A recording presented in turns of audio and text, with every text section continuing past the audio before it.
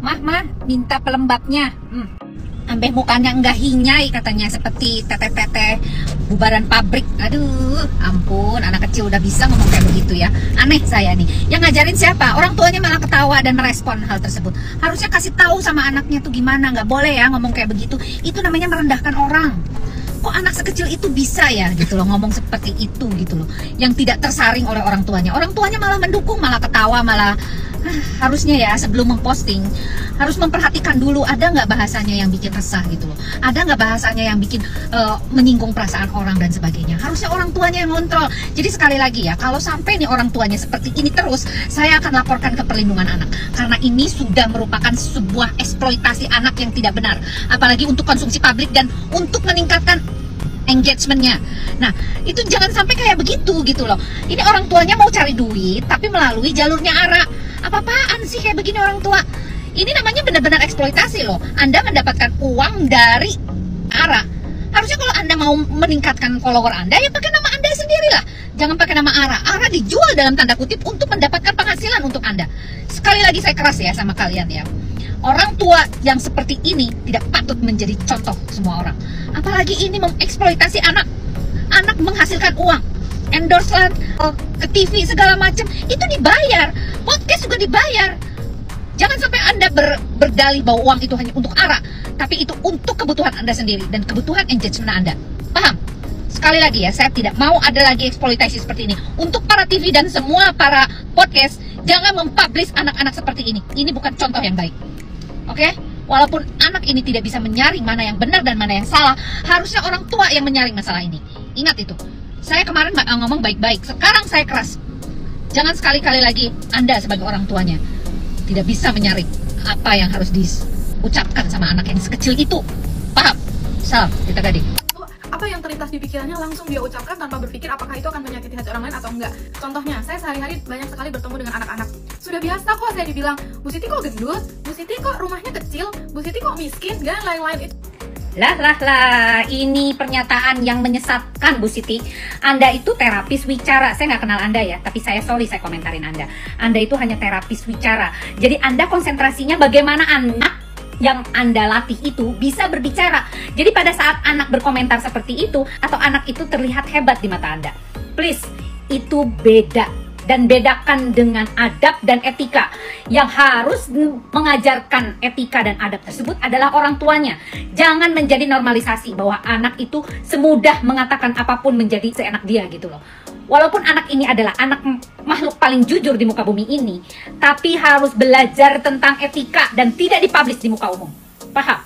Kalau Anda dibegitukan oleh anak tanpa dipublish, itu nggak masalah, silahkan, itu resiko Anda dan itu adalah derita Anda. Anda dibegitukan oleh anak-anak binaan Anda. Tapi jangan Anda normalisasi semuanya itu yang divalidasi oleh orang tuanya. Itu nggak benar, Mbak. Please ya, Bu Siti. Bu Siti yang baik, tolong Anda sebagai seorang pengajar konsentrasi dalam melatih bicara yang anak-anak masih belum bisa bicara. Tapi anak yang sudah pandai bicara harus dijaga etika, bahasa, dan perilakunya. Oke? Jangan sekali-kali lagi Anda mengumbar hal ini di muka publik. Ingat, ini bukan ranah Anda untuk berbicara di sini. Paham? Salam, Tita Gading. ARA dipakein mic, direkam saat dia berceloteh lalu diupload. Berarti secara sadar memang semuanya sudah disetting ya. Padahal isi dari omongan si anak ini ngejulitin sekelompok orang. Dan dalam hal ini teteh-teteh buruh bubaran pabrik. Apakah nggak terbersit gitu di kepala kedua orang tuanya untuk berpikir beberapa kali dulu untuk akhirnya memutuskan mengupload video itu? Misalnya, mempertimbangkan lagi. Kayaknya omongan ARA ini nggak pantas deh.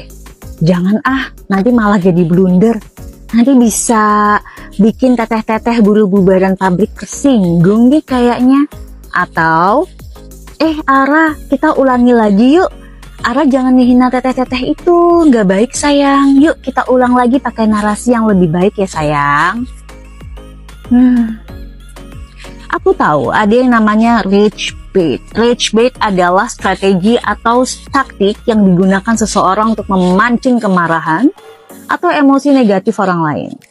Well, orang yang ngelakuin rage bait tentu aja Memang dengan sengaja ngebuat konten provokatif, kontroversial, atau menyesatkan agar orang-orang terpancing untuk berdebat, marah, atau merespon dengan emosi tinggi. Tujuan Ragebait ini tentu aja ya buat engagement, lagi-lagi engagement.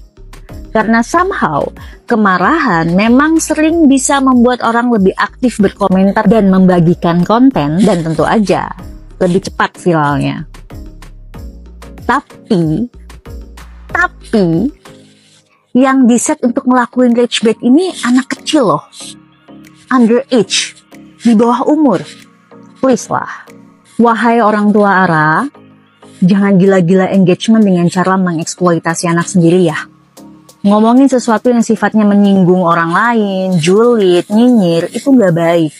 Kalau emang ngebet tenar banget, coba lakuin sendiri. Jangan jadikan anak kecil sebagai alat penyambung lidahmu yang pahit.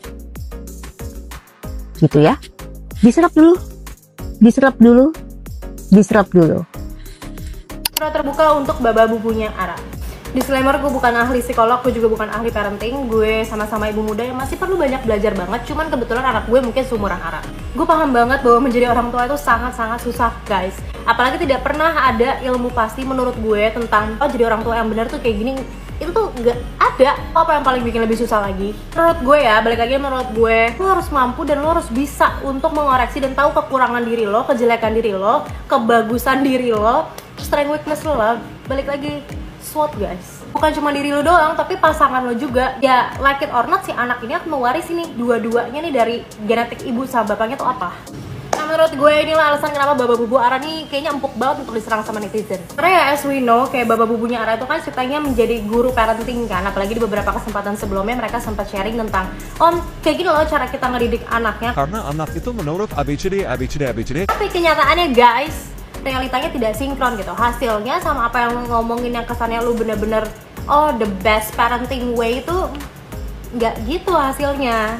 Ditambah lagi di kesempatan klarifikasi waktu itu mereka bahkan mereka say sorry tapi somehow it feels so defensive. Kayak iya tapi itu adalah cara kita, itu adalah gini kayak hey sorry banget gitu ya. Tapi anak kecil itu yang mungkin tidak punya dosa awal lahirnya justru tidak menunjukkan manner guys. Dan buat saya sebagai seorang ibu muda, ini perlu banget digarisbawahi bahwa sometimes kita harus mengajarkan bahwa hidup ini tidak tentang salah dan benar, tapi etis ataupun tidak etis. Dan apalagi Baba Bubunya Ara ini kan juga kayak speak up tuh banyak banget di mana-mana bahwa kita mengajarkan adab dulu baru isi otak segala macam. But where? Gue nggak mau juga akhirnya kebanyakan ngomong dan akhirnya malah jadi bumerang untuk gue. Tapi please mungkin Baba Bubunya Ara bisa belajar untuk bisa lebih humble untuk mengoreksi diri kalian dulu sebelum kalian akhirnya mengajarkan anak kalian juga gitu kan. Pernah dengar gak sih pepatah bahwa being a parent means willing to learn with your kids, bukan teaching your kids, karena anak lo yang akan mengajarkan lo. Jadi mungkin ini adalah bisa jadi refleksi atau kaca lah ya untuk kita sebagai orang tua melihat nih kayak bisa jadi sebenarnya apa yang netizen kasih saran itu adalah apa yang harus kita rubah dalam diri kita kayak gitu kan. Karena please jangan pernah menormalisasikan bahwa ya dia masih kecil, dia masih anak-anak. Apalagi pernah dibilang kayak sedih aja seanak sekecil itu jadi harus dijudge. Exactly. Coba koreksi diri kalian juga dulu sebelum kalian ngajarin anak kalian, apalagi sampai menghina gitu sesama masyarakat. Karena meskipun caranya beda-beda, tapi buat gue hal yang perlu seorang anak yang akan bertumbuh menjadi orang dewasa tahu dan pelajari adalah pertama pastinya 3 magic words itu wajib banget, sopan santun, adab, tahu menempatkan diri, etika, dan apalagi yang dulu empati sih. Empati, gimana kalau lu digituin orang lu suka apa enggak gitu. Ya gak sih? Terus apa lagi? Nggak sombong. Thank you. Yeah. Let me do that. Halo sahabat setia Aisyah Channel.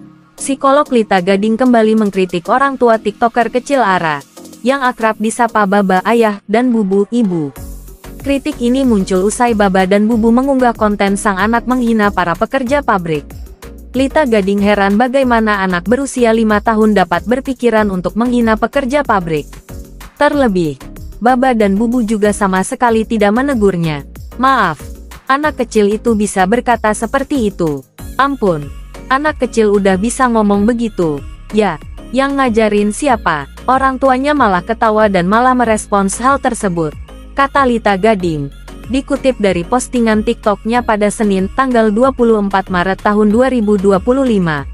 Lita Gading menambahkan, harusnya kasih tahu sama anaknya. Itu nggak boleh ya.